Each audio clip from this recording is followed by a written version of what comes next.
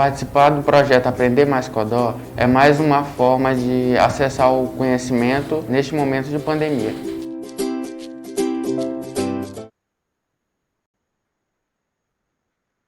Bom dia a todos. Iniciaremos a aula de matemática anos finais do projeto Aprender Mais Codó deste sábado, 4 de setembro de 2021. Os descritores selecionados trata-se do tema 1, espaço e foco. Dentre estes, analisemos o descritor 1, cujo objetivo é identificar a localização e movimentação de objeto em mapas, croquis e outras representações gráficas. Verifiquemos a seguinte situação-problema. Observe abaixo a representação de parte do mapa de uma cidade planejada. Neste momento, chama a atenção, caro aluno, para análise na própria reta numérica, onde temos um ponto de origem, um ponto inicial, que é simbolizado, né, pelo próprio algarismo zero ou pelo próprio O, esse O indicando origem.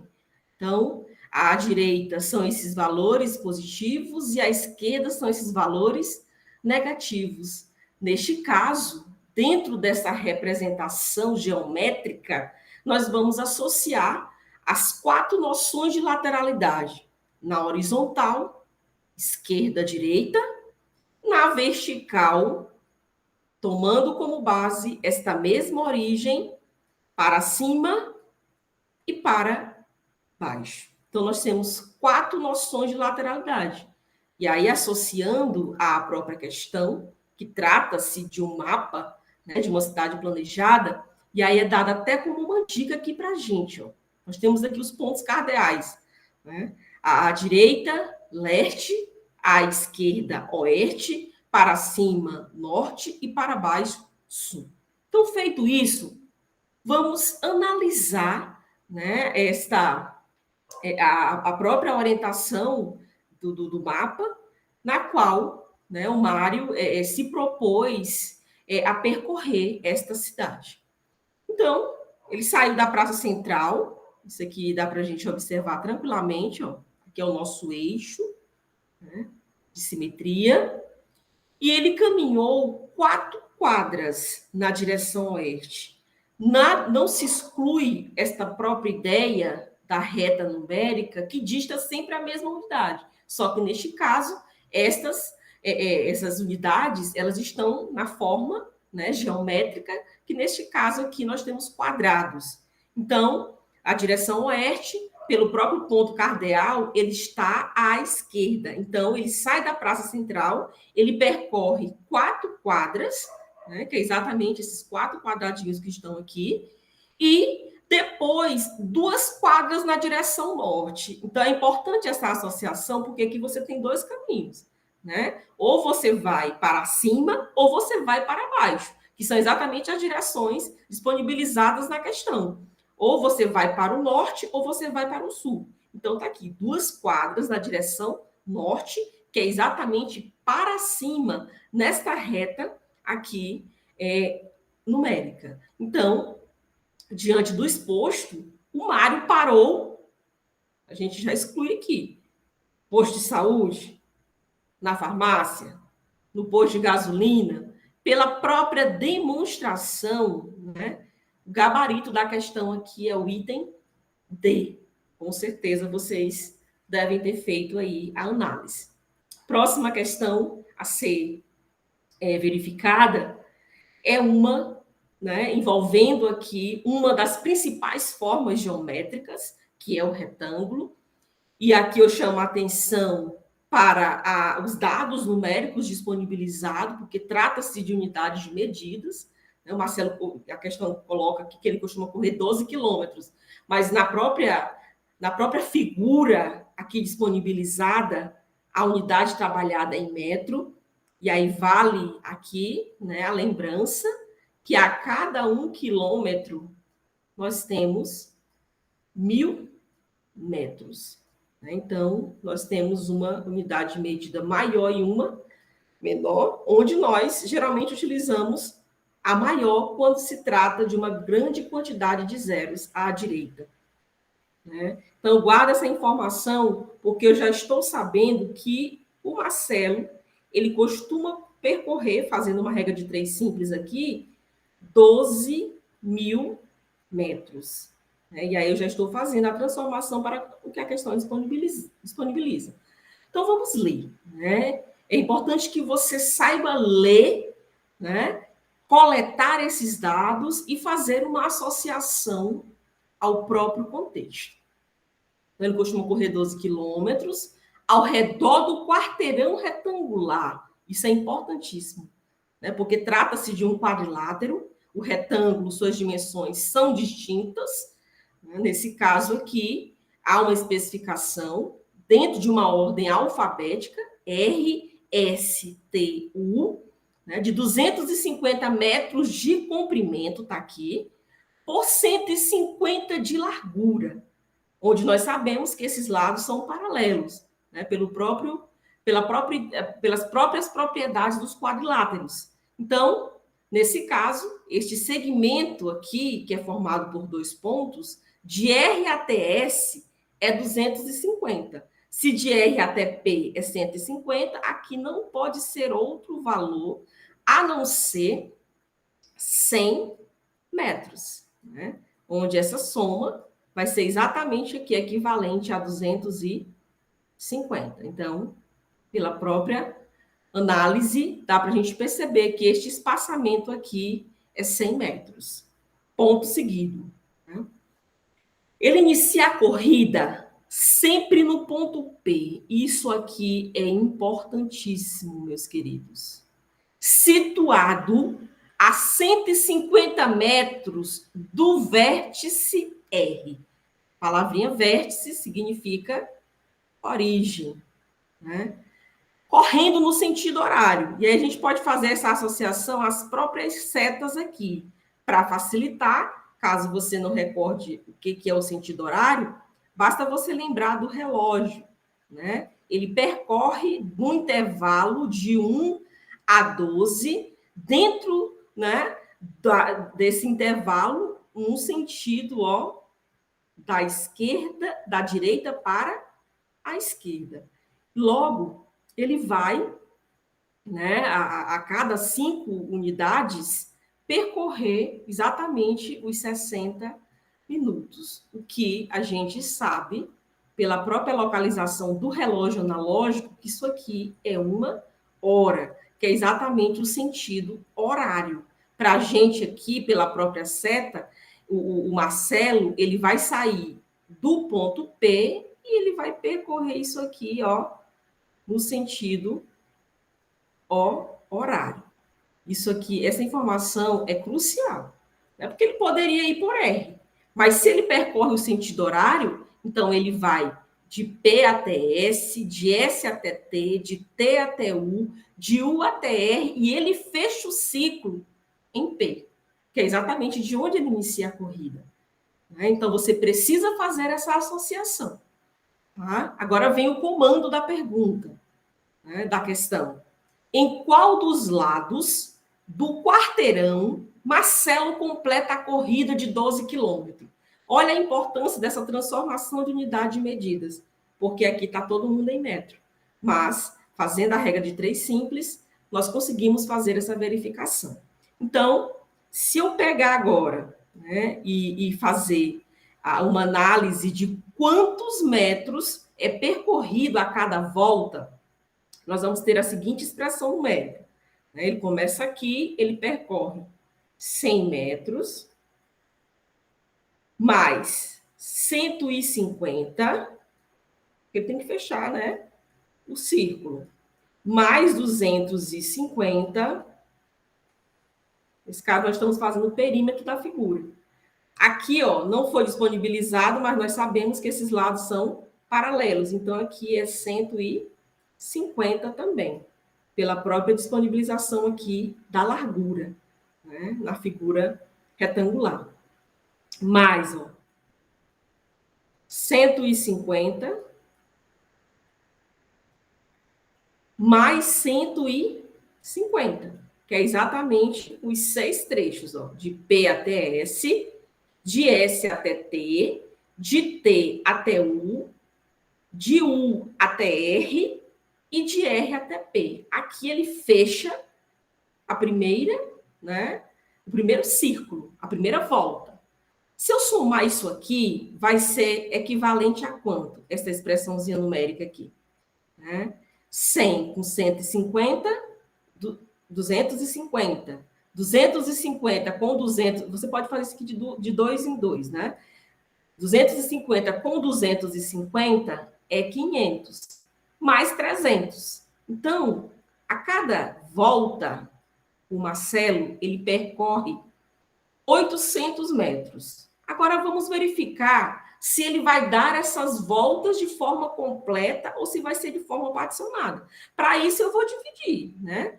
Que é exatamente, ele completa a corrida em 12 mil metros. Então, o que eu vou fazer? Eu vou pegar esses 12 mil metros e vou dividir por 800, que é exatamente uma volta dada aí ao redor do quarteirão. Fazendo essa subdivisão aqui, ó, eu pego o 1.200, né, que vai dar pelo próprio 1, 1 vezes 0, 0, 1 vezes 0, 0 para 0, nada, 8 para 12, 4.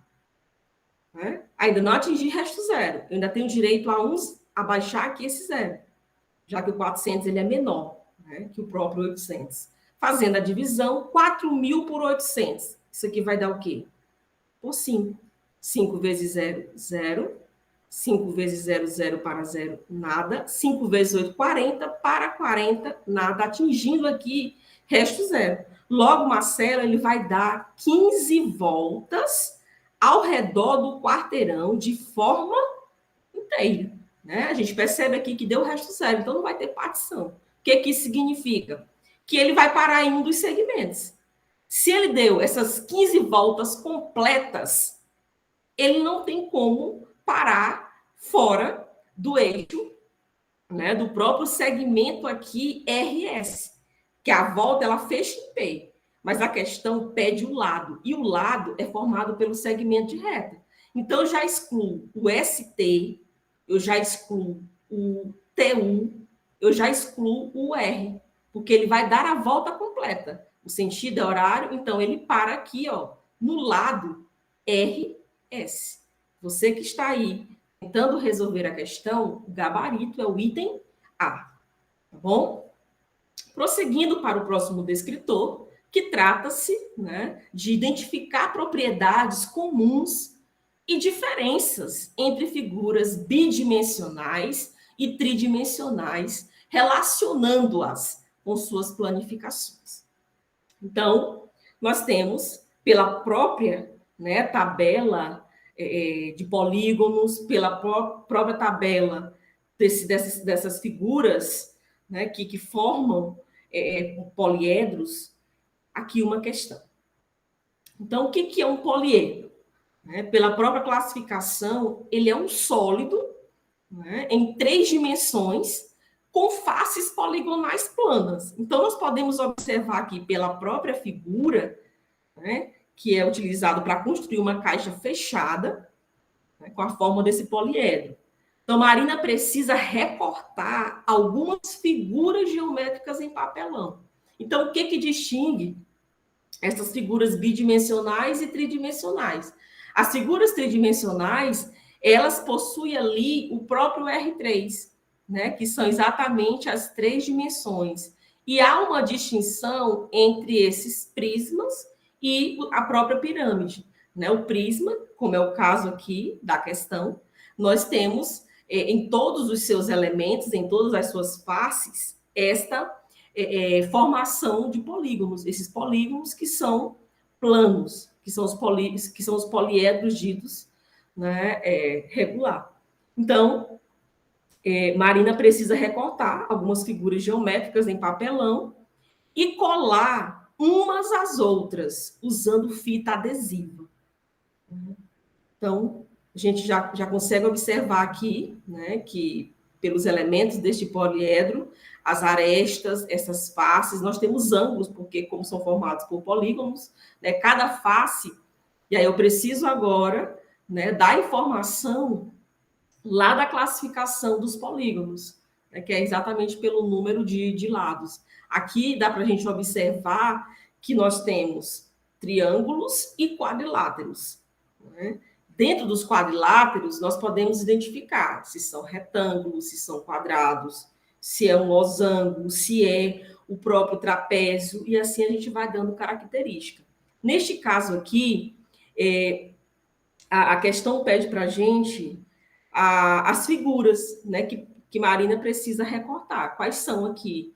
É um triângulo e 2 retângulos? A gente consegue observar que a própria figura ela tem 2 triângulos aqui, ó, né, tanto na sua borda superior quanto na sua borda inferior, que é uma das características do prisma, né, que esse prisma aqui, no caso, triangular.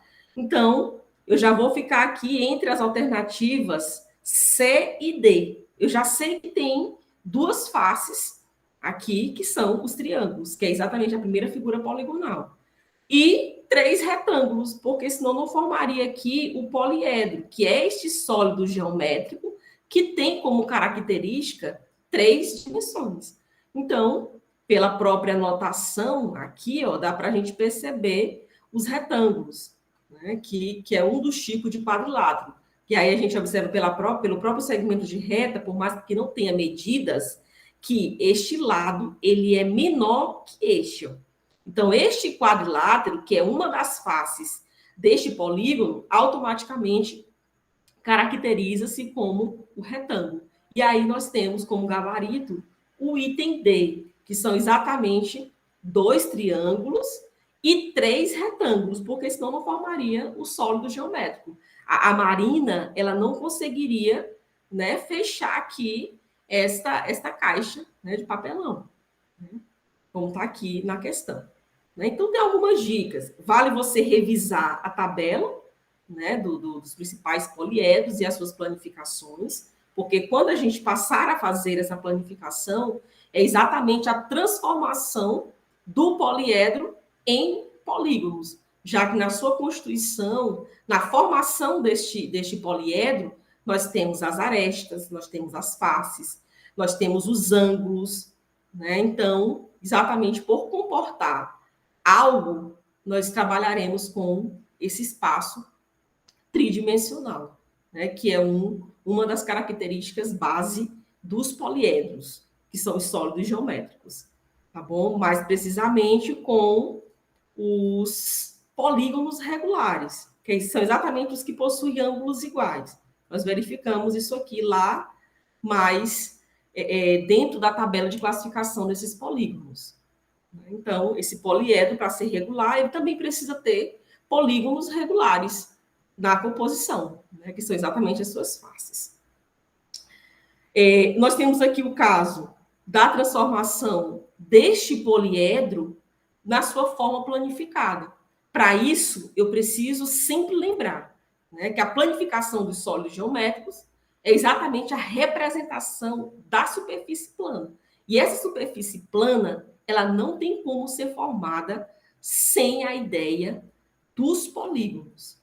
Bom, eu preciso dessa informação aqui, que é exatamente a tabelinha, tá, da classificação dos polígonos, onde nós sabemos, pelos postulados de Euclides, que tem que haver pelo menos 3 pontos não alinhados para formar a primeira figura poligonal, que é o triângulo. Por um ponto, passam infinitas retas, é o primeiro postulado de Euclides. Por 2 pontos, passa um segmento de reta. Né? Isso aqui é o que nós formamos, né, os lados dessas figuras poligonais.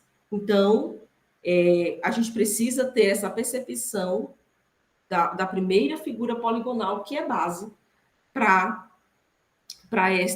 estes sólidos geométricos. Então, e aí nós temos aqui a seguinte questão. É comum encontrar em acampamentos barracas, né, com fundo E aí essa informação aqui é importante, né? Porque pode ser que não seja considerado que algumas delas têm aquela abertura, né? Que é exatamente a entrada da barraca. Que não cabe aqui a gente filosofar, porque a questão que é disponibilizada tem que ser considerada. E que tem a forma apresentada na figura abaixo. Então tá aqui.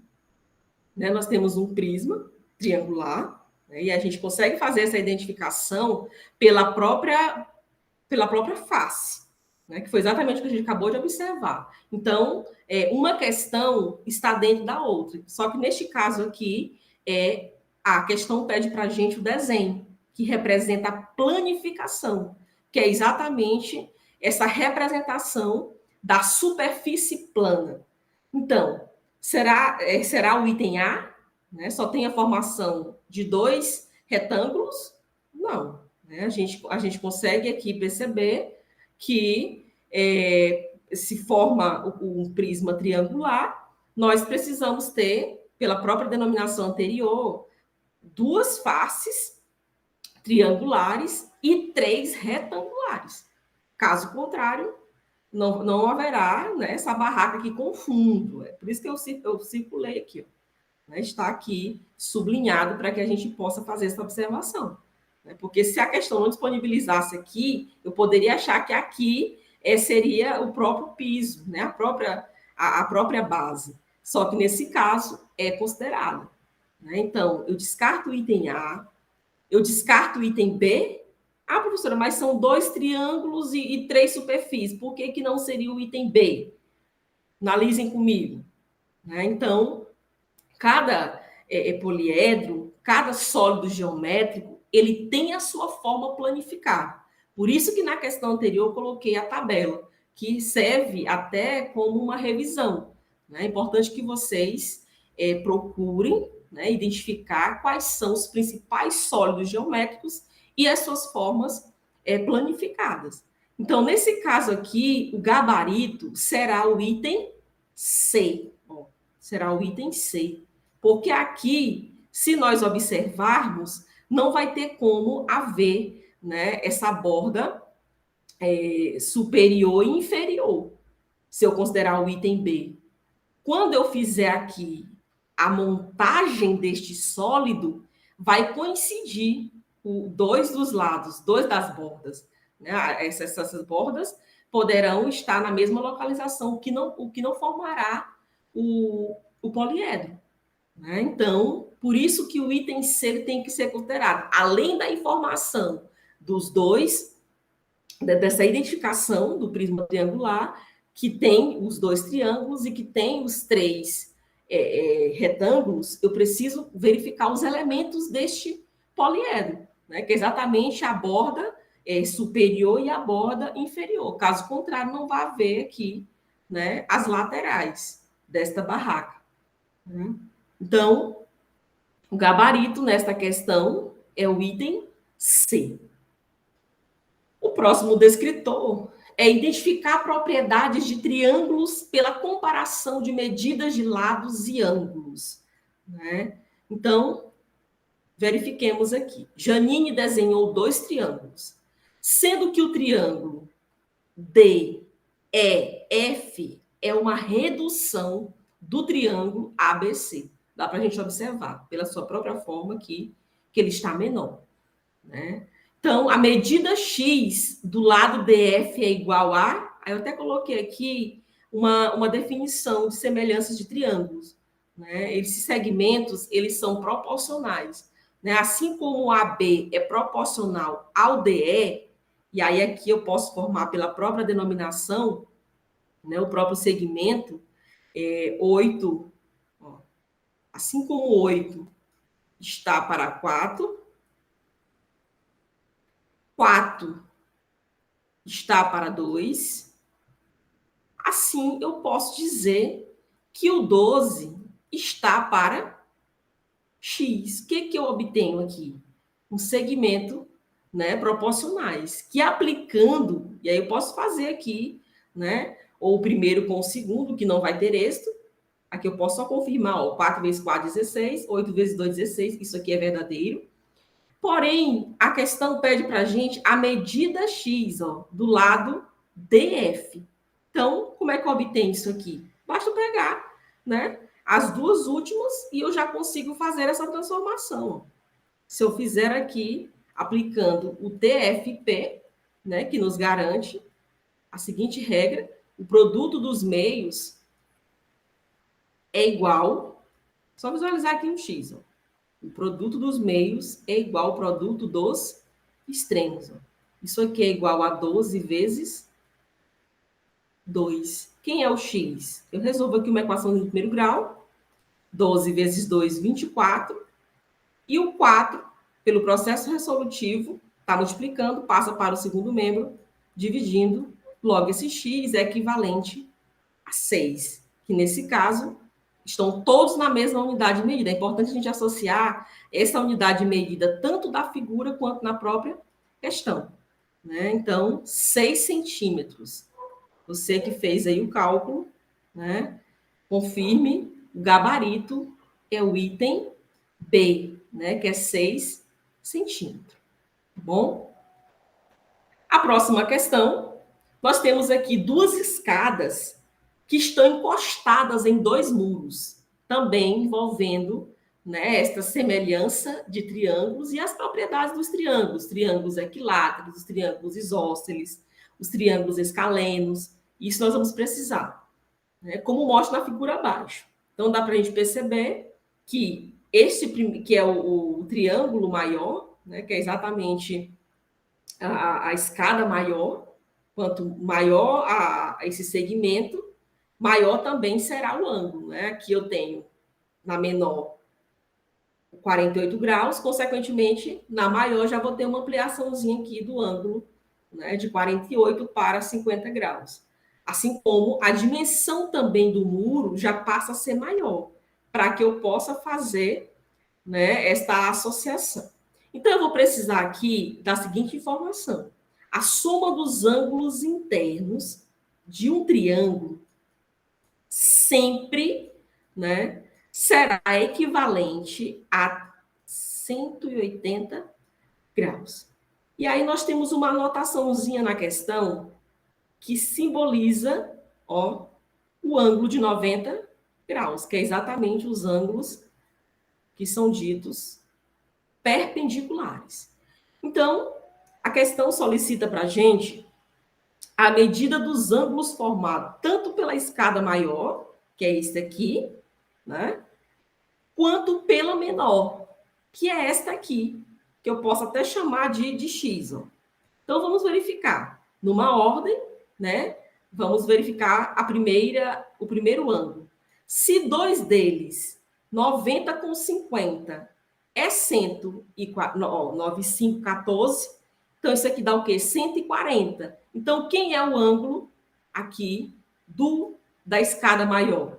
É exatamente, já que os três têm que formar 180, é exatamente, né, fazendo a associação, 180, né, posso até fazer aqui o dispositivo, ó, 180, que é o ângulo maior, menos 140, que já dá para a gente fazer, nesse caso aqui, até mentalmente. Né? 180, 8 menos 4, 4. Então, de imediato, a gente já associa aqui ao gabarito. Né? Detectando, basta ter essa informação de que a soma desses ângulos tem que dar 180, eu já obtenho aqui da escada maior, né? Que é exatamente 40 graus. Né? Somando dois deles, 140, que ao subtrair é 40 graus. Consequentemente, o outro vai ser a mesma coisa. 40 com 90, 48, né, com 90 graus. Né? 48 com 90 graus. Nesse caso, dá 138. Esses 138 graus, se eu subtrair de 180, que é exatamente para completar os 180, vai ser equivalente aqui, ó, ao gabarito C, né? 40, que é o da escada maior, e 42 da escada menor. Né? O 42, porque 180 menos 138 é equivalente a 42 graus. O nosso último descritor, né, da aula de hoje é identificar relação entre quadriláteros por meio de suas propriedades.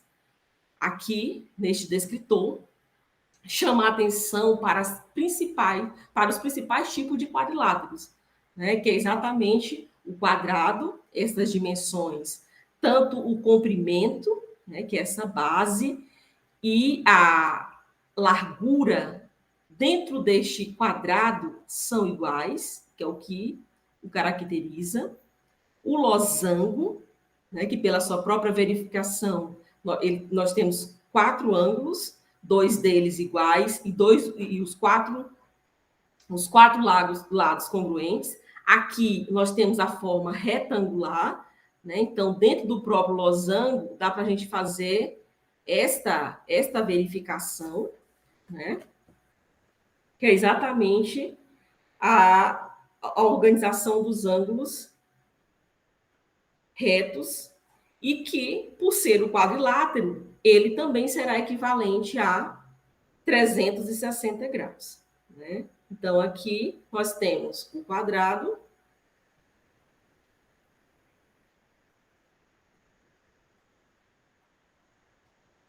aqui nós temos o retângulo, porém, vale destacar os outros tipos de quadriláteros também. Aqui só são os principais, né? Nós temos o paralelogramo, nós temos o trapézio, que aí nós vamos dando característica a cada uma delas, que é dada exatamente pelos seus lados. 2 dos seus lados são paralelos, são congruentes, esses ângulos formados sempre serão, dentro dos quadriláteros, né, equivalentes a 360 graus.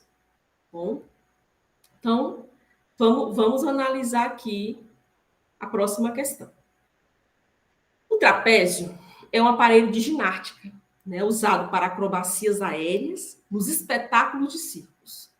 Então, é composto por 2 cordas presas a uma barra de ferro, que ficam presas a uma determinada altura. Por mais que aqui não apareça na imagem, mas nós sabemos que o trapézio ele tem sempre base maior, base menor, e vale a observação: 2 dos seus lados sempre são paralelos, né? Então, pela própria fórmula, né, para o cálculo diário, que não é o caso, nós vamos apenas identificar, e aí o trapézio é um dos tipos de quadriláteros mais utilizados no dia a dia. Então, com base nessas informações, podemos dizer que o trapézio, todos os lados são iguais? A gente já descarta essa hipótese. Todos os ângulos são iguais? Não. O que a gente sabe é que é um tipo de quadrilátero. Logo, os 4 ângulos devem ser iguais a 360 graus. Porém, 2 deles não são, né? Todos os ângulos não são iguais. O item C não é um quadrilátero? A gente também descarta. Então, só nos cabe aqui o item D, né? Que pela própria definição do trapézio, ele tem sempre um par de lados paralelos. Então, é um quadrilátero que tem somente 2 lados paralelos. 2 dos lados são ditos paralelos. Então, nessa questãozinha aqui, a gente consegue... A própria questão disponibilizou, né? Ela diz aqui, ó, que fica presos, né, a uma determinada altura, composta por 2 cordas presas. Então, dá para a gente perceber que essas cordas, que são exatamente os lados que são ditos paralelos, nos ajudam a identificar uma questão como essa. O trapézio, ele, neste caso, a única afirmativa correta aqui é o item D. Na próxima questão também selecionada, nós temos aqui uma questão de Prova Brasil, 2 figuras, as figuras consideradas básicas, como tipos principais de quadrilátero, diferenciadas anteriormente, é exatamente essa, o retângulo e o quadrado, que também vale algumas afirmativas aqui com relação a essa. Então, primeiro, o item A, e é importante que você lembre dessas propriedades. Os ângulos do retângulo e do quadrado são diferentes? Não, não são diferentes. Né? Estes ângulos são equivalentes a 90 graus, exatamente porque 4, né, vezes 90 é equivalente a 360 graus, que, por definição, é a soma dos ângulos internos de um quadrilátero. Somente o quadrado é um quadrilátero? Essa palavrinha aqui, somente, não torna isso aqui verdadeiro. O retângulo e o quadrado são quadriláteros? É uma possível alternativa. Vamos analisar o item D. O retângulo tem todos os lados com a mesma medida? Aí aqui eu descarto. Porque a única diferença é essa. Né? A afirmativa, a alternativa C, a afirmação é verdadeira. Né? O retângulo e o quadrado, eles são quadriláteros, mas eles não têm os lados com as mesmas medidas. É exatamente isso que o difere. Se você observar, aqui, essa base, ela é maior do que esta altura. Aqui, esta base, ela já é na mesma, se você observar, é o mesmo tamanho. Esse B aqui é diferente de H, mesmo sem ter nenhuma medida aqui. Pelo próprio formato, eu consigo fazer essa diferenciação. Já aqui não. Utilizando, se nós formos demarcar aqui com uma reta, esse B ele vai ser equivalente a H, o que torna isso aqui um quadrado, que são exatamente os lados com a mesma medida. Mas o retângulo, essa não é a definição do retângulo. Tá? Então, em uma questãozinha como esta, você, de imediato, utilizando as propriedades dos quadriláteros, você já consegue fazer esta associação. Tá bom? Pessoal, esta foi a aula de hoje. Desejo a todos bons estudos e até a nossa próxima aula.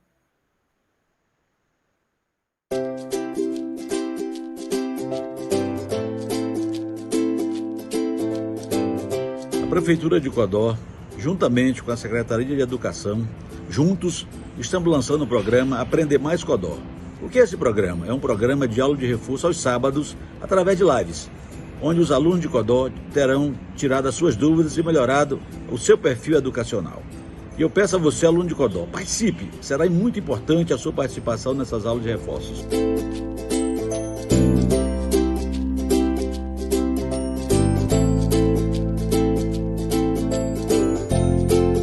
Buscando aperfeiçoar o processo ensino-aprendizagem em nossa cidade, a SEMECTI, através da sua diretoria de ensino, criou o projeto Aprender Mais Codó. Ele está voltado para os alunos de 5º ao 9º ano que estarão preparados para fazer a prova do SAEB ao final do ano.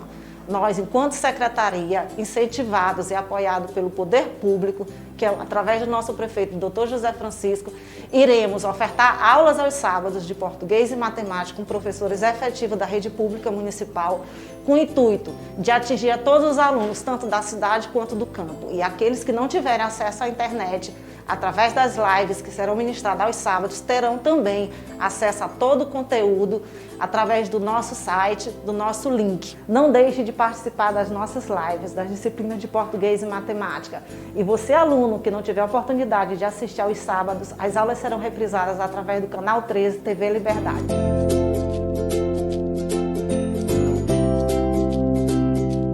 As aulas de reforço do projeto Aprender Mais Codó acontecerão todos os sábados, às 9 horas. E acontecerão através de 2 canais no YouTube. O canal Aprender Mais Codó 9º ano e o canal Aprender Mais Codó 5º ano. Então você, que é aluno do 5º ou 9º ano da Rede Pública Municipal de Codó, todo sábado tem um compromisso garantido com a Secretaria Municipal de Educação e com a sua escola, visto que sua participação e desempenho acarretará em pontuação em todas as disciplinas lá da sua escola, através do formulário de frequência que iremos disponibilizar todas as aulas no chat.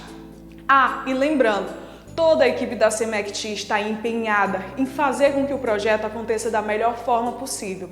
Então, enquanto você, aluno da Rede Pública Municipal, estiver assistindo às lives de reforço, Todas as diretorias, coordenações e professores estarão aqui da SEMEC-T controlando, prestando suporte técnico a todos os professores que estarão lecionando aqui nesse estúdio e a você que está aí de casa. Então não perca nenhuma aula do projeto Aprender Mais Codó, porque em todas as aulas teremos premiações. Venha você também fazer parte dessa equipe que aprende mais a cada dia.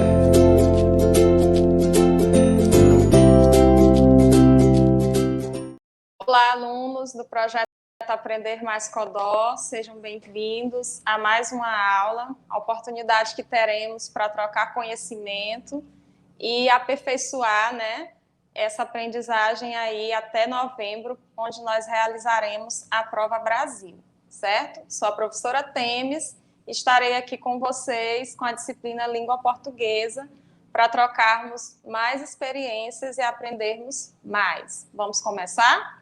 Espero que vocês estejam dispostos, que acompanhem a aula do início até o final, que façam as anotações de vocês, que interajam, participem conosco, tá? Coloquem aí nos comentários as respostas, tá? Coloquem as dúvidas também, se vocês tiverem, que na medida do possível nós estaremos aqui para orientá-las da melhor forma possível, tá bom? Vamos lá, vamos começar.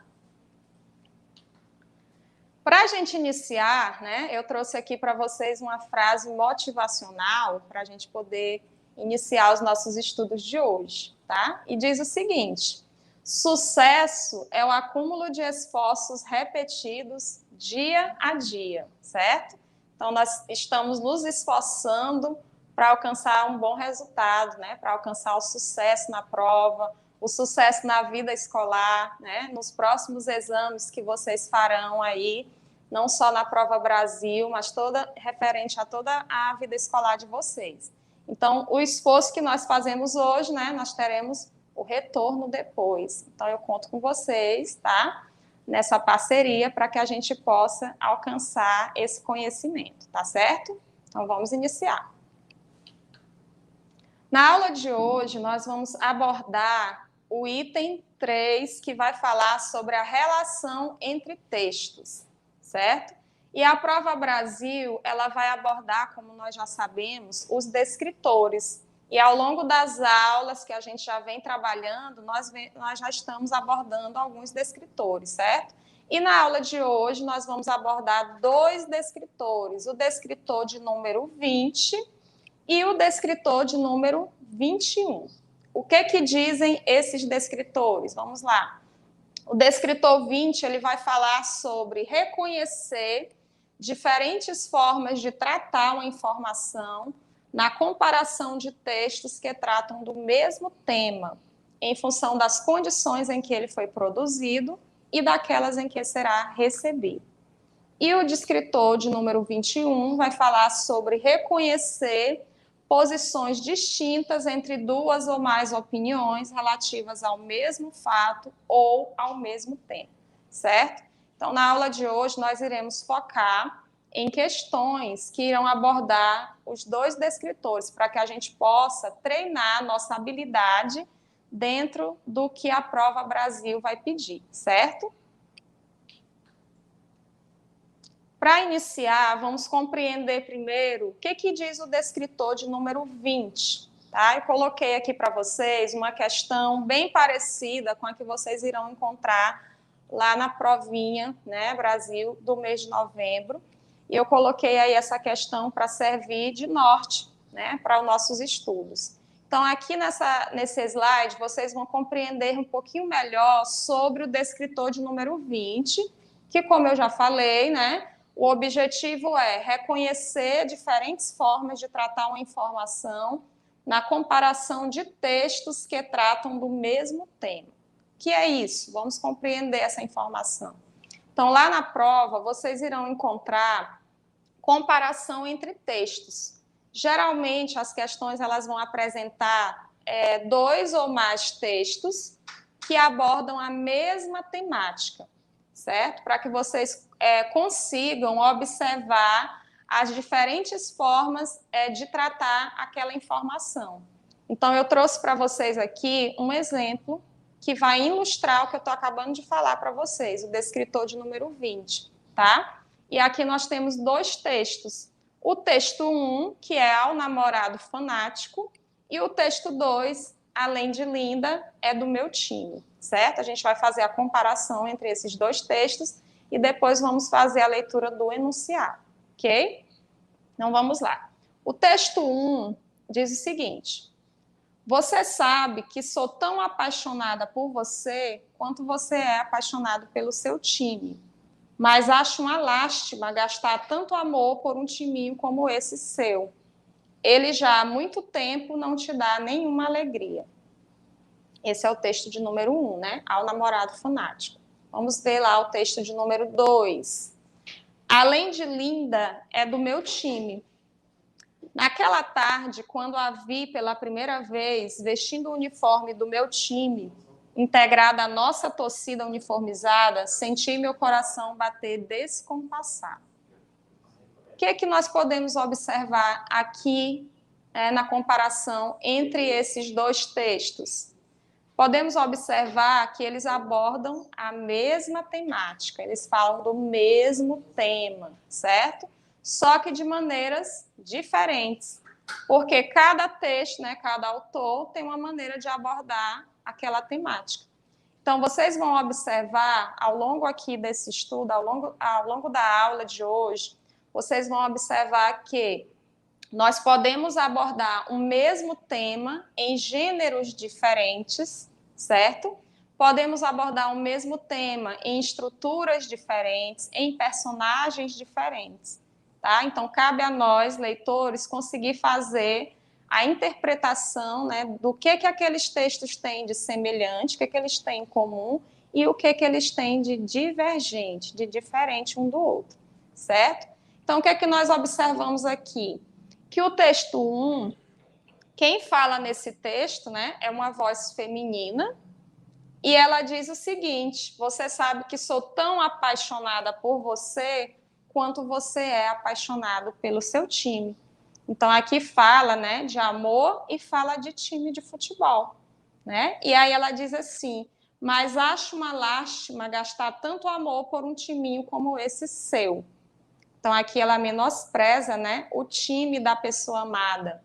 Então, ela indica aqui que ela não torce para o mesmo time dele, certo? Diferente do que ocorre no texto 2, que diz assim: além de Linda, é do meu time.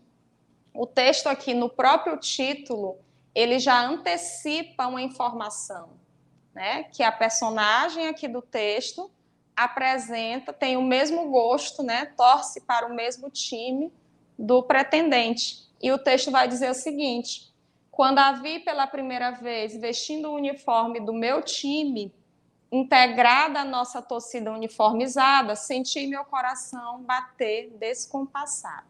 Então, o que ele afirma aqui? Que a pessoa, né, amada, ela torce para o mesmo time dele. Então, a gente já observa que, apesar dos textos tratarem da mesma temática, abordam isso de maneira diferente, certo? Vamos ao enunciado para a gente compreender o que a questão está exigindo. Antes disso, vamos fazer aqui um resumo do descritor 20, tá? O que diz o descritor 20? São 2 textos, né, ou mais, que falam do mesmo assunto, porém abordam isso de maneiras diferentes, como eu falei, né? O gênero pode ser diferente, os personagens, a estrutura do texto, certo? Resumidamente é isso. Vamos agora aí para o enunciado, tá? A comparação entre os textos 1 e 2 nos permite afirmar o quê? Vamos observar as alternativas que nós temos aí. Façam a leitura comigo, acompanhem e comentem aí qual seria a resposta de vocês, certo? Letra A. Em 1, há a valorização do amor dos enamorados e do amor ao time preferido. Em 2, é exaltado o amor à torcida organizada. Letra B. Em 1, há a expressão sobre a facilidade dos enamorados torcerem pelo mesmo time. Em 2, é indicada a dificuldade de um relacionamento de namorados de torcidas diferentes, Seria isso? Letra C. Em 1, a abordagem da alegria daqueles que amam e torcem para o mesmo time. E em 2, são apresentadas as frustrações oriundas da mesma torcida. E na letra D, nós temos, em 1, a revelação do sentimento negativo em relação ao time do amado. E em 2, é exaltada a coincidência entre amor e futebol. E aí, pessoal? Qual seria a alternativa correta entre essas que nós temos aqui? Vamos observar, né? Vamos voltar aqui ao texto. Fizemos a leitura, né? E eu fiz um comentário aqui entre os dois textos, né? O primeiro, que é o texto ao namorado fanático, e o segundo, que é além de linda, é do meu time. Então, entre as opções que nós temos aí... Entre as opções que nós temos aí, qual seria a opção correta? Coloquem aí nos comentários, 5 segundos aí para vocês colocarem a alternativa correta. Pensem aí direitinho. Então, nessa questão, a alternativa correta, pessoal, vai ser a alternativa D. O que diz a alternativa D? Que no primeiro texto nós temos a revelação do sentimento negativo em relação ao time do amado. É exatamente isso que ela fala no texto, né? Ela diz que não se sente satisfeita de vê-lo torcer para aquele time, né? Então ela desfaz do time da pessoa amada.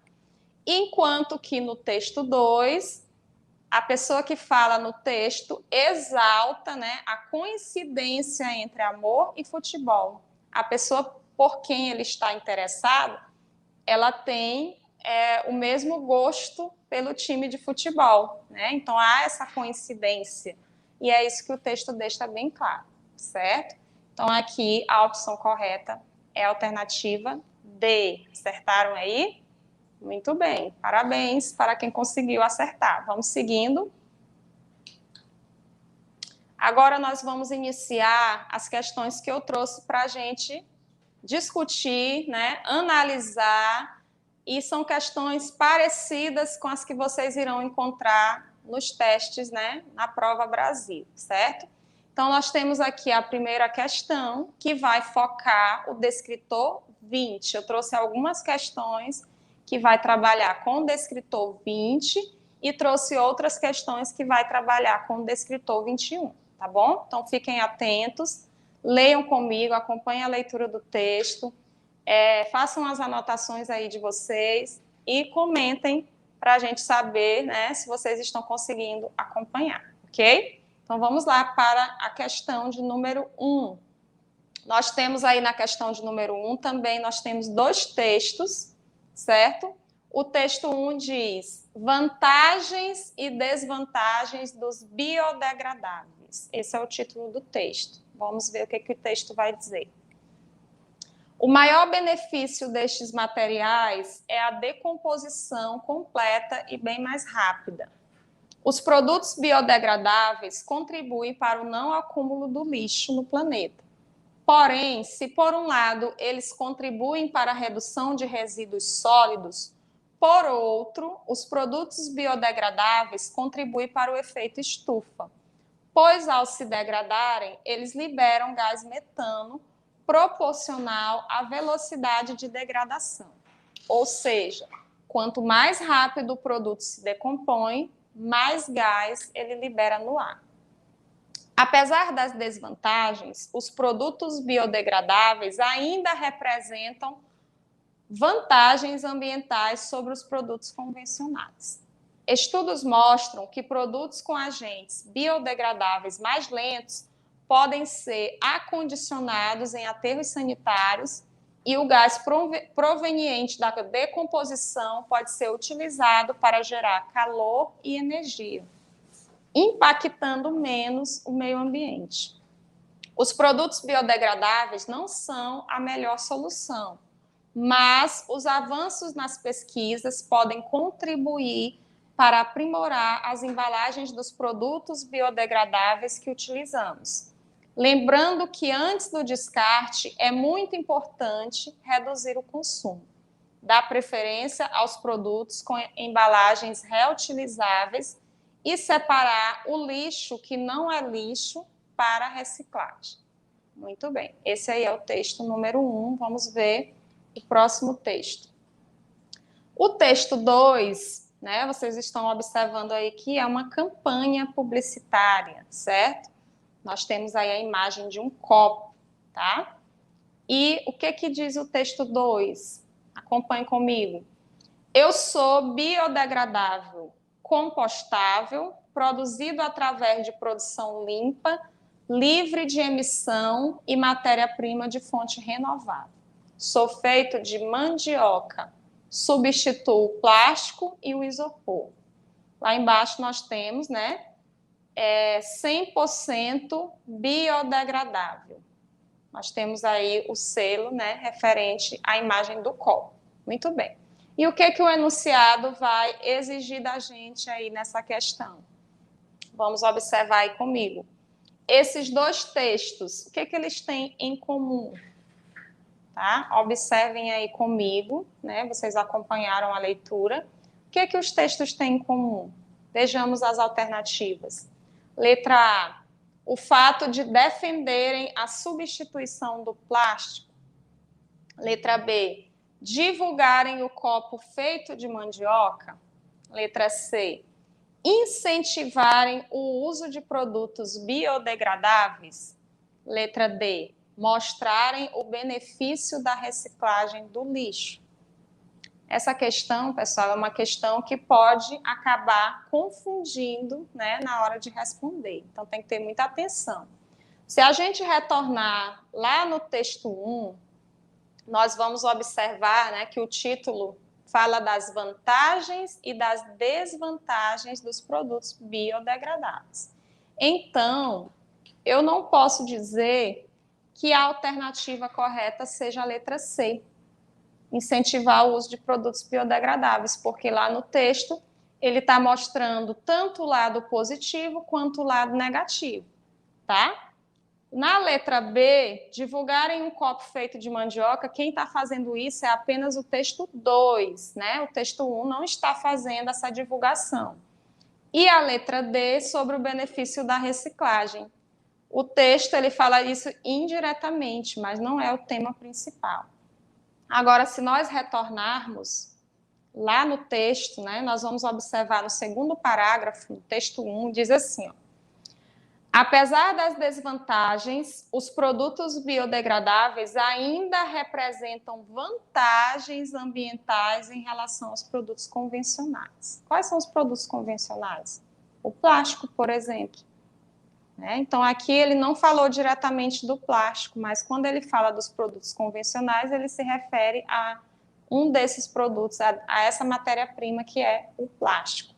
E lá no texto 2, o que é que ele vai dizer, né? Sou feito de mandioca, substituo o plástico e o isopor. Então, essa campanha, ela está apresentando também esse copo como uma opção que você tem para substituir, né, o plástico e também o isopor.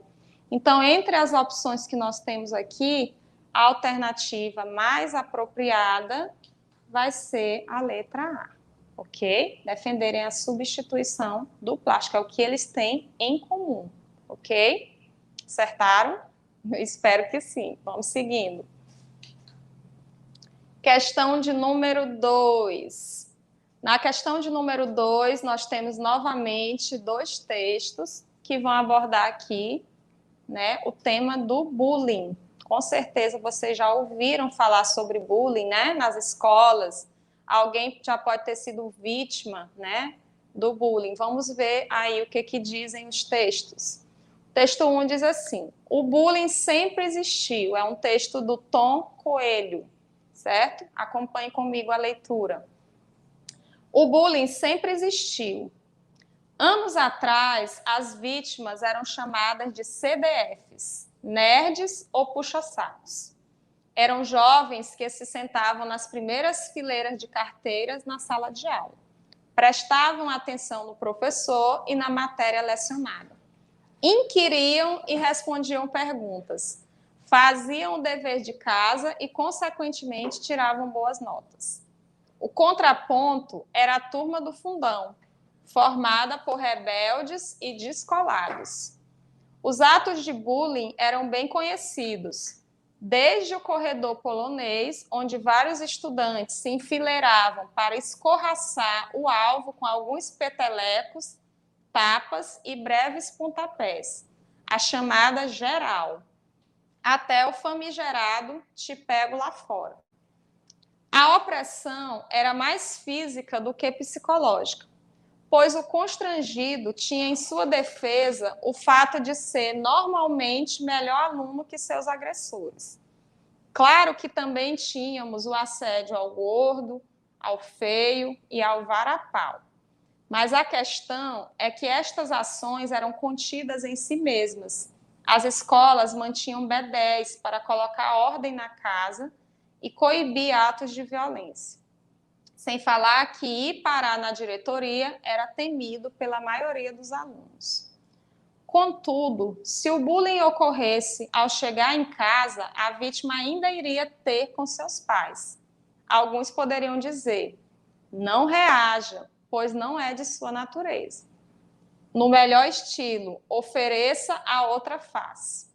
Já outros argumentariam, se apanhar de novo lá fora e não reagir, vai levar outra surra quando chegar em casa. Muito bem, esse é o texto 1. Vamos observar o texto 2. O texto 2 diz o seguinte: minha filha tem 10 anos, cabelos enormes e encaracolados, com muito volume. Os cabelos dela são lindos, remetem a uma coisa meio afro e é considerado um trunfo nas passarelas, já que ela faz alguns desfiles de moda infantil. No entanto, na escola, ela sofre bullying, é chamada de pulguenta, bruxa e uma série de adjetivos que a magoam profundamente. Ela sempre me pede para deixar que faça escova progressiva, chapinha, mas seria um erro permitir que a maldade daqueles pestinhas retirem o seu diferencial. Até porque muitas críticas acontecem quando ela usa algo bonito ou diferente. A mãe de uma aluna me ligou para saber onde eu havia comprado uma boina que a filha dela queria desesperadamente. A mesma que a menina havia chamado de brega, quando viu minha filha usando. Ser alta, magra e estilosa tem sido difícil para minha filha. Imagine o quanto de maldade não acontece com as crianças gordinhas ou com outras diferenças. Muito bem. Observaram bem aí os dois textos, né? Tanto o texto 1 quanto o texto 2 abordam a mesma temática. Qual é a temática? O bullying, né? Só que existem diferenças de abordagem, né? Os textos abordam o tema de uma maneira diferente. Cabe a nós, leitores, conseguir perceber onde é que está essa diferença, certo? Vamos para o enunciado. O enunciado vai dizer o seguinte: os dois textos falam sobre o bullying, mas apenas o segundo.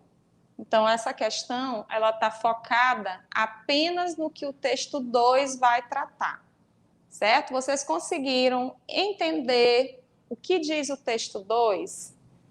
Vamos voltar aqui para o 1 e para o 2. O texto 1, né, ele faz uma abordagem dizendo que o bullying sempre existiu. E ele faz aí essa abordagem mostrando como é que era o bullying há algumas décadas, né? Como é que acontecia o bullying nas escolas? O bullying não surgiu agora, né? Essa palavra, sim. A maneira como ela é vista hoje, sim. Mas o bullying já acontecia, né? Há bastante tempo. Então, ele mostra aqui como é que ocorria o bullying. Fala que, geralmente, ele era praticado contra os alunos CDFs, né? Os alunos que estudavam, que se sentavam na frente, geralmente eram as vítimas do bullying na escola. E o texto 2 é um depoimento. Um depoimento de quem? Quem é que está falando no texto 2? Quem é que está narrando esse acontecimento aí no texto 2? nós vamos conseguir perceber isso logo na primeira frase do texto, quando ele diz assim: minha filha tem 10 anos, cabelos enormes e encaracolados. Quem fala aqui é uma mãe, certo? A mãe conta a situação vivida pela sua filha, né? E ela vai contar a experiência, né, sofrida pela filha em relação ao bullying, certo? Então, compreendendo isso, nós vamos conseguir chegar à resposta correta aqui no enunciado. Vamos lá? Vamos ver as alternativas. Os dois textos falam sobre o bullying, mas apenas o segundo. Letra A, aborda a história do bullying no decorrer dos anos. Letra B, evidencia a violência física sofrida por vítimas de bullying. Letra C, traz um depoimento de uma mãe sobre o bullying sofrido por sua filha. E letra D, mostra a preocupação das escolas em coibir a violência proporcionada pelo bullying. E aí, pessoal, qual dessas opções é a que está correta? Qual delas vai estar presente no texto 2? O que vocês responderam aí? Vamos ver? A alternativa correta é a letra C, né? O texto 2, ele traz um depoimento de uma mãe sobre o bullying sofrido por sua filha. Então, os dois vão falar do mesmo tema, mas somente o texto 2 é que vai trazer o depoimento de uma mãe, certo? Muito bem, vamos lá. Vamos prosseguir, certo? Questão de número 3. Na questão de número 3, nós temos aí o texto 1. Acredito que vocês consigam acompanhar aí pelo slide, né? A leitura de imagem, mas também a leitura do texto verbal, que acompanha as imagens. Vamos ver o que diz. Primeiro, nós temos aí uma mulher, né? Segurando uma mangueira, lavando a calçada, provavelmente. E chega um homem ali do lado, certo? Observem que essa mangueira que a mulher está segurando, ela está apontada ali para o ralo, bem próximo à calçada, tá? E a água está escorrendo livremente. E aí chega o homem ali do lado. Vamos ver o que eles dizem, né? Ela diz assim: e daí, na minha casa, ainda não está faltando água? E ele responde: mas pelo jeito está faltando muito bom senso. Observem, né, que o que está presente aqui na imagem já havia um diálogo anterior, né?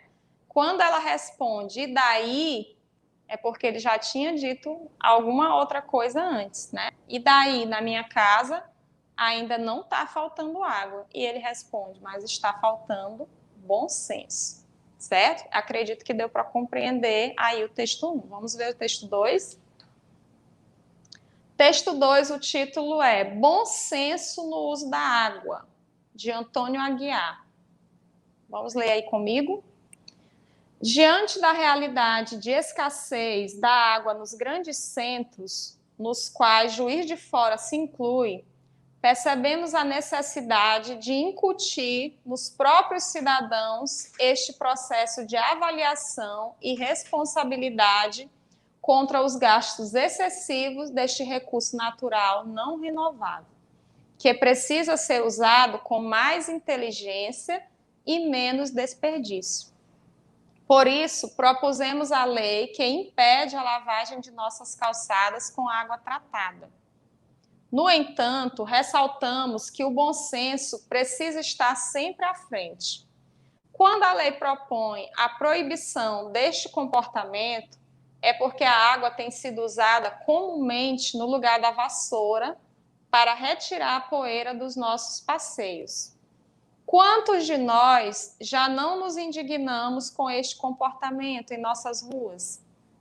Quantas vezes a própria imprensa já não realizou flagrantes deste comportamento, que não pode ser mantido diante da nova realidade mundial e que o Brasil já enfrenta, mesmo sendo a nação que possui 12% de toda a água doce superficial do planeta. Recurso este que não é maior do que 3% de toda a água do planeta Terra. Então, vejamos aí, né? Os dois textos vão abordar a questão da água, certo? E vamos ver o que diz o enunciado. Esses dois textos, o que eles tratam, né? Em relação à água. Letra A. Da quantidade de água no planeta, o foco dos textos está sendo a questão da quantidade de água no planeta. Letra B. Do percentual de água doce no Brasil, os dois textos estão falando desse percentual. Letra C. Da falta de consciência no uso da água. Ou letra D, da lei que proíbe o uso de água tratada. O que vocês acham? Qual seria a alternativa correta aqui nesta questão? Analisando aqui, pessoal, a resposta correta vai ser a letra C, né? Da falta de consciência no uso da água. Vocês observaram que o texto 2, ele até fala sobre uma lei, né? Mas esse não é o foco principal aqui do texto.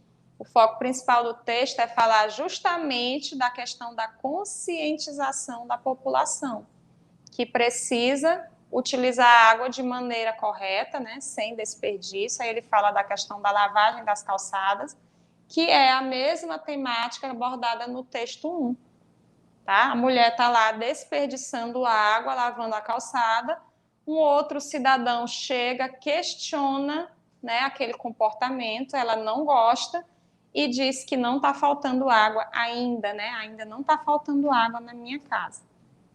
Então, os dois textos, eles vão abordar essa falta de consciência no uso da água, né? O desperdício, né? A utilizar a água sem observar a necessidade, né, daquele uso, certo? Então, a alternativa correta vai ser a letra C, tá bom? Vamos continuando. Temos aí agora a quarta questão, tá bom? Também vai falar de água, mas são textos diferentes, certo? E eu quero que vocês acompanhem comigo. Nós temos aí o texto 1, que na verdade é uma música, Planeta Água. Talvez alguns de vocês até já conhecem, né? Do Guilherme Arantes. E o texto 2, O Ciclo da Água, tá? Vamos observar aí. O texto 1 diz assim: água que nasce na fonte, serena do mundo e que abre um profundo grotão. Água que faz inocente, riacho e deságua na corrente do ribeirão. Águas escuras dos rios que levam a fertilidade ao sertão. Texto 2. O ciclo da água. Toda a água que existe em nosso planeta é a mesma desde que a Terra se formou. O calor provocado pelo Sol e a ação dos ventos causam a evaporação das águas dos oceanos, lagos e rios. O vapor da água, por ser mais leve que o ar, sobe para a atmosfera, formando as nuvens. Quando as nuvens são atingidas por temperaturas mais baixas, o vapor da água se condensa e se transforma em gotículas que se precipitam de volta à superfície em forma de chuva. Esse texto é da Marli Mitsunaga, né? Está no manual EcoKids, certo? Vamos observar o que a questão vai pedir. Os dois textos apresentam, letra A, temas semelhantes e estilos diferentes, temas, forma e estilos diferentes, temas diferentes e estilos semelhantes, ou temas, forma e estilos semelhantes. Prestem atenção, né, que a questão ela pode acabar nos confundindo pelas alternativas que nós temos aí, certo? Então, o que diz a letra A? Que os temas são semelhantes, ou seja, quer dizer que o texto 1 e o texto 2, eles abordam o mesmo tema, mas o estilo do texto é diferente. O que vocês acham? Letra B. Letra B está dizendo que o tema é diferente, a forma do texto é diferente, o estilo também é diferente. E a letra C diz que os temas são diferentes, mas o estilo é igual. Os dois autores abordam da mesma maneira, tem o mesmo estilo. E a letra D diz que os temas, a forma e o estilo são semelhantes, ou seja, tudo é semelhante, tudo é muito parecido. E aí, pessoal, qual seria a opção adequada aqui nesta questão? Responderam aí? Vamos ver. Alternativa A. Os temas são semelhantes, mas os estilos são diferentes. Como assim, professora? Vamos voltar para a gente analisar? O texto 1, como eu já falei para vocês, é uma canção, né, do Guilherme Arantes. Como é uma canção, é escrita em versos. Vocês estão observando aí, ó, uma linha aí abaixo da outra, cada linha dessa representa um verso, né? Vocês observam também que o texto ele tem uma rima, ele tem um ritmo, que é próprio das canções, que é próprio da poesia, certo? Já no texto 2, nós temos uma linguagem completamente diferente. É um texto informativo, né, que visa informar aí todo o ciclo da água, como é que ocorre o ciclo da água, certo? Então, se a gente olhar para a estrutura do texto, visualmente a gente já consegue perceber que são bem diferentes, tá? Mas a temática está sendo a mesma. Qual é a temática? A questão da água. Os dois estão abordando o mesmo tema, só que com estilos diferentes. Então, a alternativa que nós vamos marcar aqui vai ser a alternativa A, certo? Então, dando continuidade, pessoal, agora nós vamos focar no descritor de número 21, tá? Que eu apresentei lá no início da aula para vocês. O descritor 21, o objetivo é reconhecer posições distintas entre duas ou mais opiniões relativas ao mesmo fato ou ao mesmo tema. Então, aqui o que nós iremos comparar são opiniões, são posições, né, diferentes em relação ao mesmo assunto, ao mesmo tema. Tá? Então, ela é necessário um pouquinho mais de atenção na hora da leitura desses textos para que a gente consiga chegar à interpretação correta, tá bom? Então, o descritor 21, quando vocês encontrarem lá na prova do SAEB, a habilidade que vai ser avaliada de vocês, alunos, é a identificação das diferentes opiniões emitidas, né, sobre um mesmo fato ou um mesmo tema. Então, o que a prova vai querer saber é se você é capaz de identificar essas opiniões diferentes sobre o mesmo tema, tá bom? E vamos lá para as questões para a gente poder, né, treinar essa habilidade. Temos aí a questão de número 5, tá? Na questão de número 5, mais uma vez, nós temos dois textos. Vamos observar o que diz aí o texto 1 e o texto 2. O texto 1 é Esperança na Rio mais 20. Diz o seguinte: devemos guardar a edição 474 da Planeta como um documento importante para mostrar a nossos filhos e netos. Estou seguro de que o nível de conscientização ecológica melhorou e muito desde a conferência Eco 92. Parabéns pela brilhante reportagem sobre o Rio mais 20. Aí nós temos ali embaixo as iniciais da pessoa que escreveu o texto. ISL, escreveu esse texto por e-mail, enviou para a revista Planeta, tá? Na edição 476. E o texto 2, falta de coerência. Parabéns à Planeta, de março de 2012, pelo excelente artigo Rio mais 20. O bonde da utopia, mostrando como essas conferências do meio ambiente têm avançado pouco em cumprir metas verdes. Elas são necessárias, mas os governos não se esforçam para estabelecer uma agenda positiva e ampliar a criação de áreas verdes nos centros urbanos. Não está aparecendo aí no slide, mas também nós temos ali embaixo, né, não apareceu, as iniciais do leitor, né, que escreveu também para a revista Planeta, tá? O que nós temos aqui, pessoal? Nós temos duas cartas do leitor. Apesar de ser enviada por e-mail, a gente chama de carta do leitor. O que é essa carta do leitor? É um texto onde o leitor escreve para a revista ou para o jornal, dando a sua opinião sobre uma matéria, sobre uma reportagem, sobre um fato que a revista divulgou, certo? Então, são 2 textos aí onde o leitor se expressa em relação a uma matéria sobre a Rio+20, a conferência Rio+20, tá? E vamos ver o que a questão vai pedir.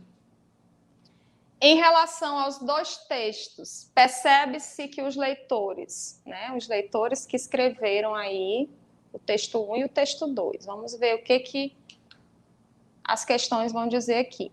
Letra A. Fazem críticas à matéria apresentada na revista? Eu posso dizer que tanto o leitor, né, do texto 1 quanto do texto 2 estão fazendo críticas à matéria. Letra B.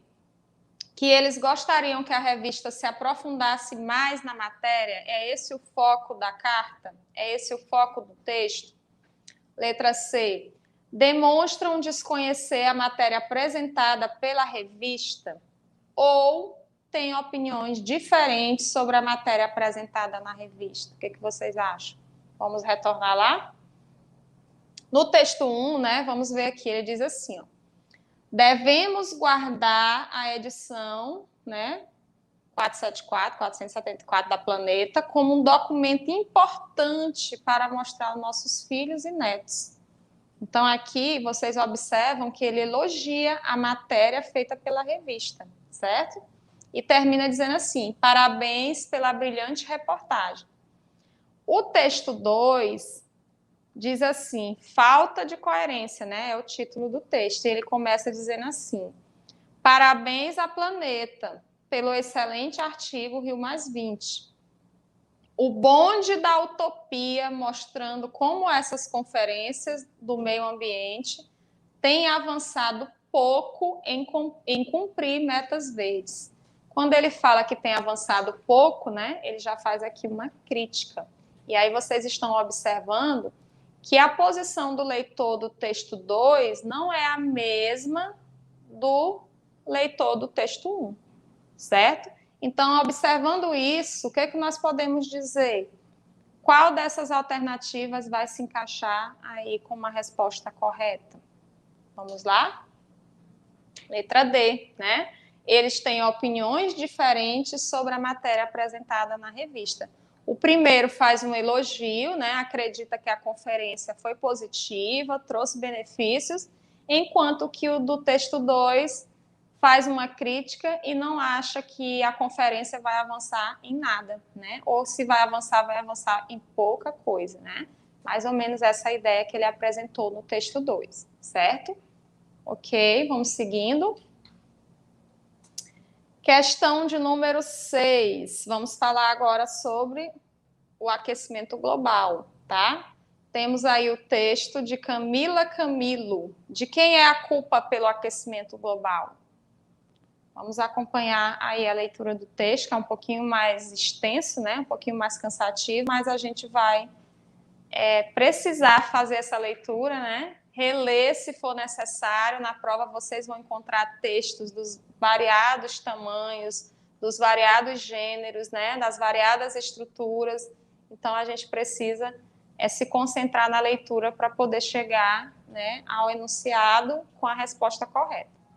Então, diz assim, para os pesquisadores do painel intergovernamental sobre mudanças climáticas, IPCC, do Programa das Nações Unidas para o Meio Ambiente, a Terra está ficando mais quente e as chances da culpa ser do homem são grandes. Mais precisamente de 2/3 ou mais, segundo o relatório lançado em 2011. Isso porque a emissão excessiva de gases como dióxido de carbono, metano e óxido nitroso pelas indústrias intensifica um fenômeno natural, o efeito estufa. Graças a ele, o calor dos raios solares é retido na atmosfera terrestre e a temperatura é mantida a níveis que permitem a existência de vida. O problema é quando estes gases ocorrem em excesso e retêm mais calor do que o necessário. causando o que se convencionou chamar de aquecimento global. Porém, esta não é uma ideia unânime. Há especialistas que acreditam que a temperatura de fato está subindo, mas não é possível precisar se as causas estão na ação humana ou se esta mudança faz parte de um processo natural vivido pela Terra.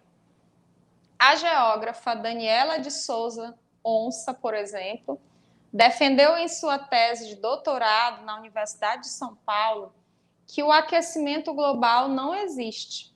Para ela, o clima está em permanente transformação e suas alterações não podem ser atribuídas exclusivamente às variações das concentrações dos gases na atmosfera. Esse é um texto, né, que está disponível na revista Escola. Lá no finalzinho vocês têm essa informação. Vocês observaram, né? Nós temos aqui apenas um texto, certo? Só que dentro desse texto nós temos opiniões diversas, que nós vamos ter que reconhecer essas opiniões para poder chegar aqui no enunciado, tá? E o que vai dizer o nosso enunciado? Vamos ver aqui.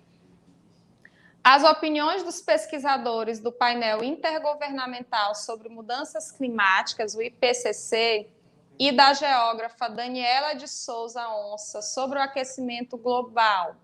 Então, vocês viram que temos aí duas opiniões, né? A opinião dos pesquisadores e nós temos a opinião da geógrafa. Essas opiniões lá no texto, elas são contrárias, são excludentes, são semelhantes ou são complementares, pessoal? O que vocês acham? Vamos retornar antes da gente ver a resposta correta. O texto inicia dizendo o seguinte: para os pesquisadores do painel intergovernamental sobre mudanças climáticas, a Terra está ficando mais quente e as chances da culpa ser do homem são grandes. Então, os pesquisadores do IPCC dizem, né, afirmam que a Terra está ficando mais quente e o responsável por isso seria a ação do homem, tá? Já a Daniela de Souza Onça, que é a geógrafa, está lá no final do texto, acompanha aí comigo. Ela diz assim, ela defendeu na tese de doutorado, né, que o aquecimento global não existe, que o clima ele está em transformação, né? Então essas alterações elas não podem ser atribuídas às variações dos gases na atmosfera. Então essa é a tese da Daniela, tá? Então observando isso, pessoal, nós podemos dizer o quê? Que essas opiniões são contrárias, excludentes, semelhantes ou complementares? Qual seria a opção correta? Vamos ver aqui. Letra A, né? São contrárias, né? A Daniela afirma que esse aquecimento global não existe e os pesquisadores estão defendendo aí que existe, que a culpa é do homem, né? Das ações humanas que estão elevando a temperatura do planeta, tá? Então, a alternativa correta aqui vai ser a letra A. Próxima questão. Ainda não acabou, né, pessoal? Vamos ver aqui. Texto 1. Coleira é necessária para alguns. Isamitiba. Vamos fazer aqui a leitura desse texto, né, que foi escrito na Folha de São Paulo por esse grande estudioso Isamitiba. O que ele vai dizer? Quem vai dizer se tem de haver um controle ou não é a própria vida que o adolescente leva nesse processo de segundo parto. Porque a adolescência é o segundo parto para ganhar autonomia comportamental. Agora, uma vez que ele não se mostre competente para ditar os próprios rumos e, em vez de ir à escola, fica no bar da esquina, o controle é necessário. Nesse contexto, aparelhos rastreadores capazes de deixar os filhos localizáveis o tempo todo, que chamam de coleira virtual, são bastante viáveis. Esses jovens que precisam de controle não tomam as medidas de proteção necessárias e acabam se expondo a todo tipo de perigo. Em vez de manter a família informada, simplesmente desaparecem. Os pais têm de impor limites. Se largar o celular em qualquer lugar, então não merece sair. Nesse ponto, tem de ser um pouco mais radical, porque alguns adolescentes transcendem os limites e os pais só vão saber na hora de tirá-los, na melhor das hipóteses, da delegacia. Assim como as jovens que podem ir para a balada sem maiores preocupações, existem outros que precisam sim dessa coleira virtual. Vocês entenderam aí o que é essa coleira virtual? Seria um sistema de rastreamento, né? Que o aluno poderia ser colocado no celular para que o pai conseguisse localizar onde que o filho está, certo? Vamos continuando aqui. Texto 2. Texto 2 é da Roseli Saião, também publicado na Folha de São Paulo, e o título que ela deu foi Trocamos a educação por tecnologia? Vamos ver o que diz o texto da Roseli. O controle é eficiente para acalmar as aflições dos pais. É eficiente ainda para provocar efeitos colaterais dos mais indesejáveis e outros riscos. Vejamos.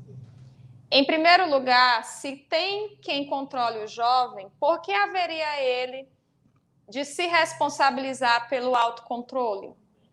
Mais fácil deixar para os pais essa tarefa difícil, já que eles assim o desejam. Em segundo, tem a dificuldade da construção da privacidade. E sem privacidade não há intimidade. E tem mais ainda. Se os pais não acreditam que o filho seja capaz de avaliar situações de risco, de se proteger, de caminhar com as próprias pernas, porque ele mesmo acreditaria. Pensando bem, é uma bobagem preocupar-se com isso. Os jovens sempre têm respostas inteligentes para propostas medíocres. Eles encontrarão um jeito de burlar o dispositivo. Não são eles os melhores no uso da tecnologia? Muito bem. O que a gente observou aí, pessoal? Os dois textos, né, tanto o texto 1 quanto o texto 2, eles estão opinando sobre uma situação, sobre um fato. Qual é o fato? O uso de dispositivos para localizar onde que o filho está. O dispositivo que vai ser ativado no celular, né, da pessoa e que o pai poderá ter acesso para saber em que local o filho está. Então, a gente observa o quê? Que o texto do Isamitiba, né, ele diz que a coleira, né, entre aspas, a coleira seria o dispositivo, né, é necessário para alguns. E ele defende essa ideia aqui no texto. Enquanto que no texto da Roseli Saião, ela diz que, será se nós trocamos a educação por tecnologia? Aí ela questiona no final, será se o jovem, o adolescente, ele não vai arranjar um meio de burlar, né, esse dispositivo, de acabar mexendo no dispositivo para que o pai não saiba, né, a sua verdadeira localização? Então, aqui a gente já vê que a Roseli ela é contra, né, o uso desse dispositivo, pelas ideias que ela apresentou aí no texto, como vocês podem observar, ela se diz contrária. Vejamos, então, o enunciado, pessoal. Ao compararmos os dois textos, constatamos que, letra A, o texto 1 aborda o direito à privacidade dos jovens, seria essa a ideia apresentada lá no texto do Isamitiba. Letra B, o texto 2, ele aborda medidas de proteção aos jovens, é essa a ideia no texto da Roseli Saião. Letra C, os textos 1 e 2 abordam o controle da vida dos filhos sob pontos de vista iguais. Vamos observar lá, como a gente já falou anteriormente, os textos, eles têm o mesmo ponto de vista, a mesma opinião, ou seria a letra D? Os textos 1 e 2 abordam o controle da vida dos filhos sob pontos de vista opostos. O que vocês acham? A alternativa correta aqui vai ser a letra D. Né? Nós observamos que, enquanto o Isamitiba defende, né, o uso desse dispositivo, que ele chama de coleira, né, a Roseli Saião ela já é contra. Ela acha que isso não vai servir, o filho não vai ganhar maturidade, ele vai ter a sua privacidade invadida, e ele não vai ter responsabilidade, né? Ser treinado para ter responsabilidade. Então, a alternativa correta seria a letra D. Cada um dos autores apresenta um ponto de vista diferente em relação ao mesmo assunto, certo? Vamos agora para a questão de número 8, a nossa última questão de hoje, tá?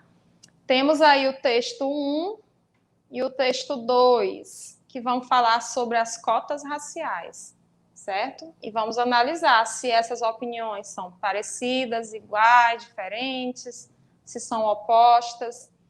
O texto 1 diz assim: as denominadas cotas raciais são criações artificiais para beneficiar determinados grupos em detrimento da maioria, sendo, portanto, incoerentes e ilógicas. A falta de sentido já começa na sua denominação. Como se definem as raças entre os seres humanos?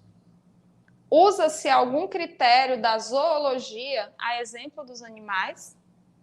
Qual critério objetivo para classificar quem é preto ou branco? E os mestiços, que são a maioria da população brasileira, como são classificados?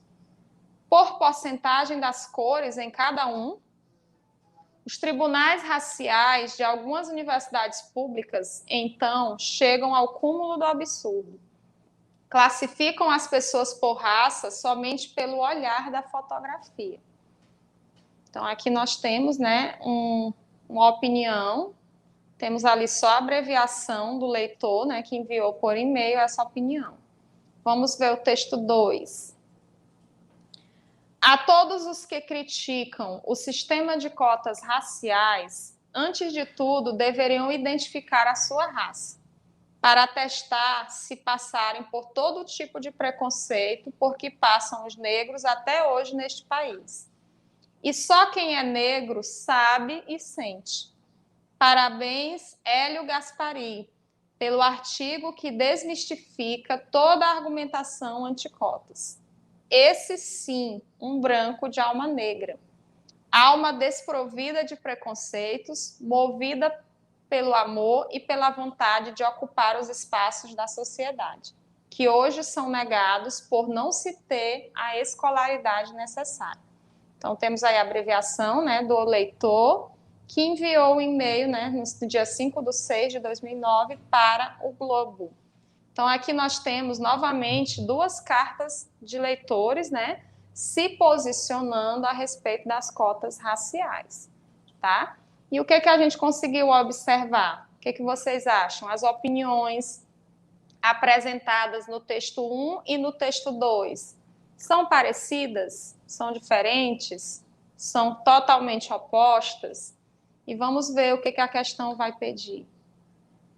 Em relação aos textos 1 e 2, o que se pode afirmar? Letra A. O texto 1 apresenta opinião favorável ao sistema de cotas. O texto 2 apresenta crítica ao sistema de cotas das universidades públicas. É isso, pessoal? Vamos voltar para a gente ter a certeza? No texto 1, ele inicia dizendo que as denominadas cotas raciais são criações artificiais para beneficiar determinados grupos em detrimento da maioria.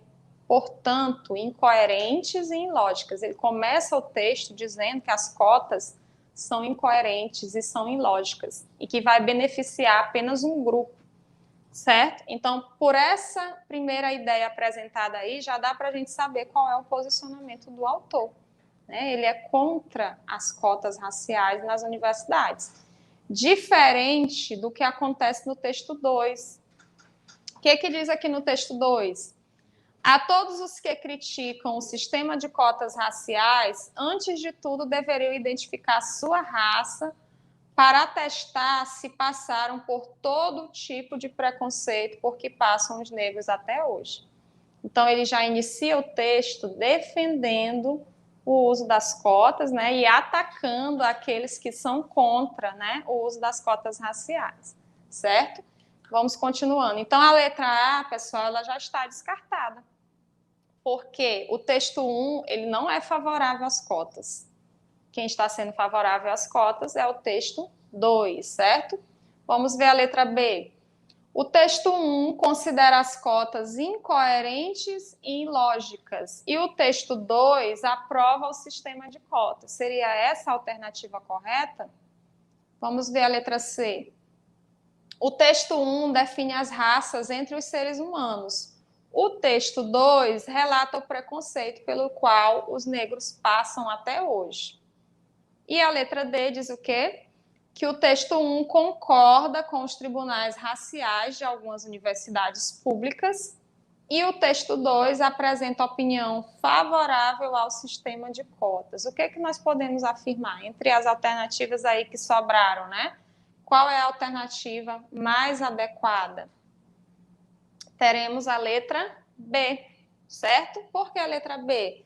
Porque o texto 1, ele apresenta as cotas como incoerentes, como eu mostrei aqui para vocês, ó, lá na primeira linha do texto, ele vai falar na primeira e na segunda linha, e o texto 2, ele vai aprovar o sistema de cotas. Olha, vamos voltar lá para a gente ter a certeza, né?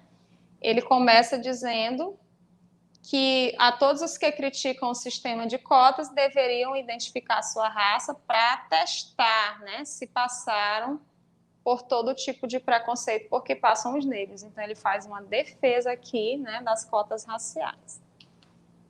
Então, a alternativa correta, letra B, certo? Então, nós estamos encerrando a nossa aula de hoje, certo? Quero agradecer a vocês pela atenção, pela participação, por estarem conosco aqui até o final da aula. Espero que tenha sido proveitoso, que vocês tenham aprendido, né? Que eu tenha conseguido levar um pouquinho do conhecimento para vocês. Não é fácil, né?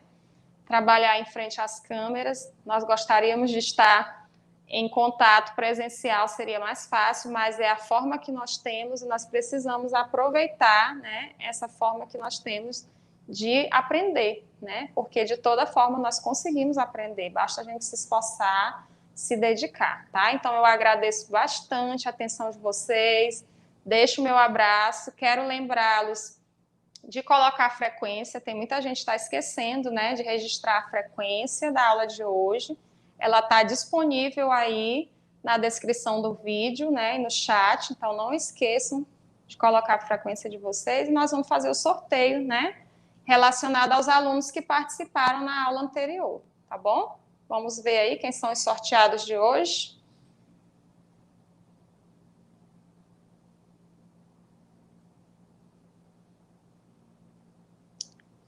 Olha, vamos lá. Temos a aluna Márcia Estênia Santos de Jesus, da Escola Senador Acher. Parabéns, Márcia.